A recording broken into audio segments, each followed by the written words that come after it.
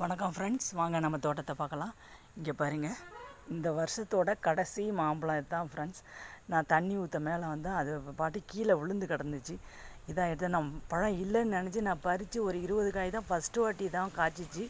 20 காய் தான் காய்ச்சிச்சு. சரி, அதை பறித்து பழுக வச்சாச்சு, அப்பப்போ குழம்புல போட்டாச்சு. இது வந்து எனக்கே தெரியாமல் இங்கே இருந்தது. இதோட கலரை பாருங்கள் எப்படி இருக்குன்னு. நேச்சராக பழுத்தது, செம டேஸ்ட்டாக இருக்குது ஃப்ரெண்ட்ஸ். இது பாருங்கள், சூப்பராக இருக்குது. இது வந்து மல்கோவான்னு சொல்கிறாங்க, நீலம்னு சொல்கிறாங்க. இங்கே பாருங்கள், இப்போ ஃப்ரெண்ட்ஸ் அந்த காய் முடிஞ்சிடுச்சா.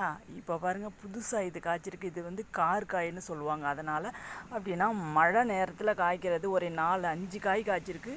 இது வந்து புரட்டாசி மாதம் சாம்பாரில் போட சனிக்கிழமை வர்றதுக்கு அது யூஸ் ஆகும். அது அப்போ தான் இது நமக்கு கிடைக்கும். இது வந்து அப்புறமா எப்போயாவது யாருக்காவது தான் காய்க்கும். ஒரு 5 காய் இருக்குது பாருங்கள். அது நல்லா இருக்குது. இது நல்ல தரமான 4-5 காய் விழுந்துச்சு. இதான் என் மிச்சம் இருக்கிறது. இந்த சனிக்கிழமை விரதத்துக்கு போட்டுடலாம் ஃப்ரெண்ட்ஸ். பாருங்கள், என்னோடய வீடியோ பிடிச்சிருந்தா சப்ஸ்கிரைப் பண்ணுங்கள், லைக் பண்ணுங்கள். Thank you friends.